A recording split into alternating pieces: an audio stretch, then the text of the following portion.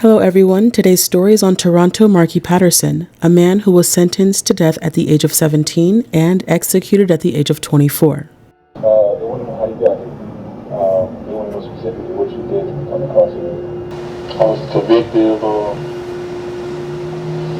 killing my cousins on June 6th. I was convicted on November 17th. I was found guilty of killing my cousin Kimberly, Ollie, and Jennifer on November 17th. Throughout history, there have been people who have committed some of the most heinous crimes fathomable. For those crimes, they have been convicted and sentenced to death. Welcome to Death Row Executions, where we take a look into the lives of society's worst offenders. And now, your host, Air.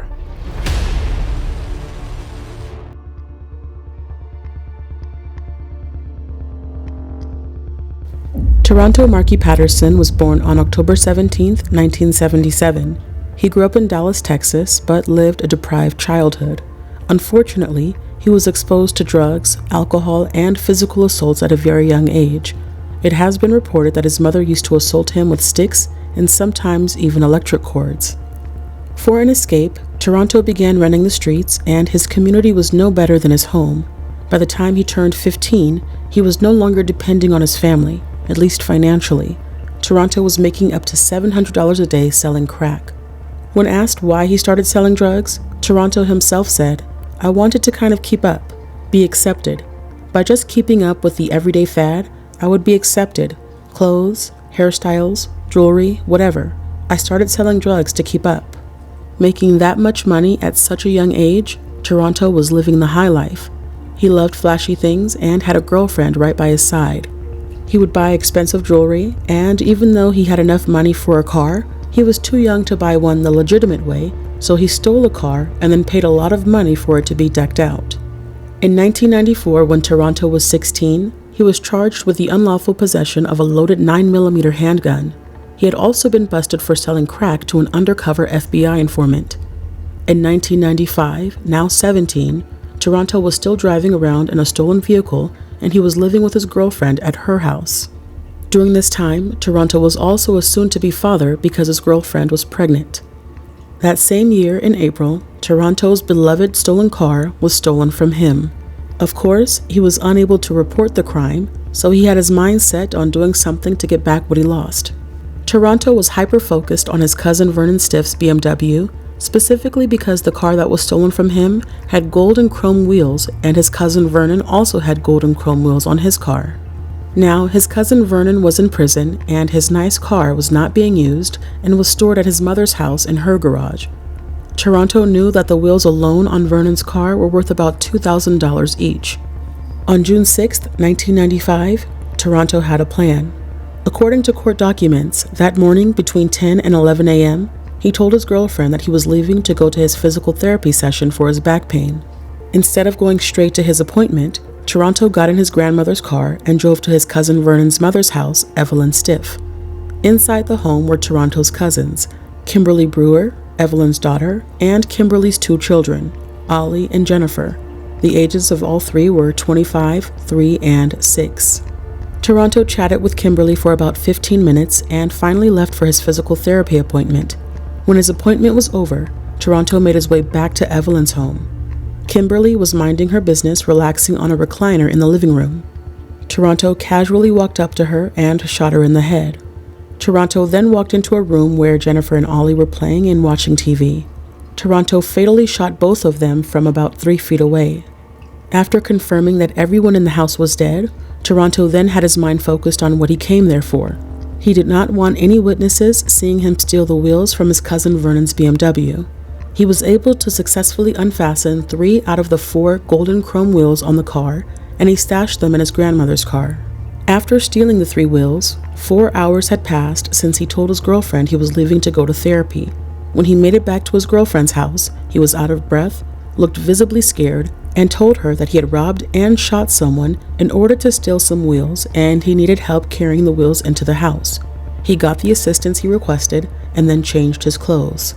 Not too long after bringing the wheels into the house, Toronto reached out to a tire and wheel business in an attempt to sell the stolen wheels, but he ended up keeping the wheels in his girlfriend's garage because he was unable to make a deal with the store manager. Who knows if Evelyn came home and discovered 3 dead bodies lying around, or if neighbors heard gunshots and called 911. Whatever the case may be, police and news outlets were at the murder scene. What had happened was being told on live news stations.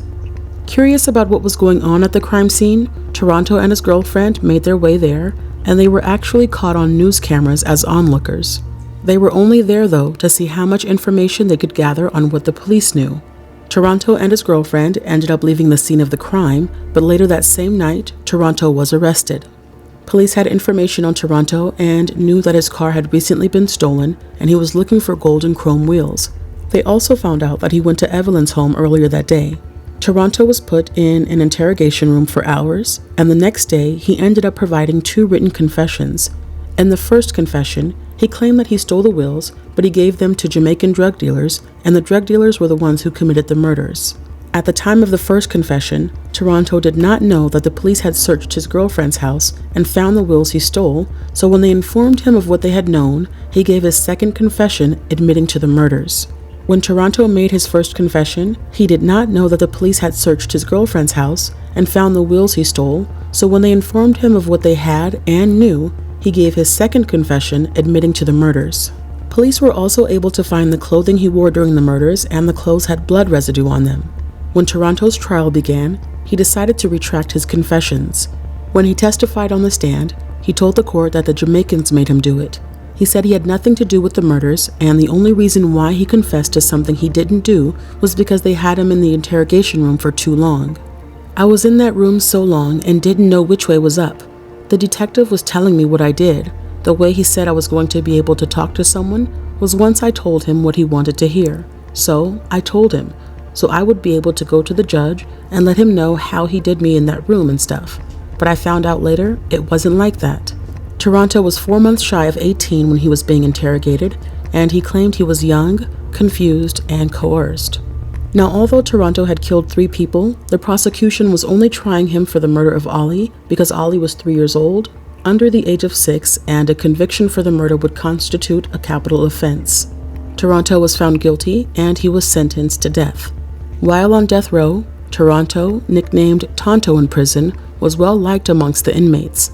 He continued to express his innocence on death row and appealed his case, but all of his appeals were denied. I'm not sure if Toronto's girlfriend stayed with him while he was on death row, but she did give birth and brought their daughter to the prison to visit him one time. Toronto was not able to physically hold his daughter, though, because they were separated by the visitation glass window.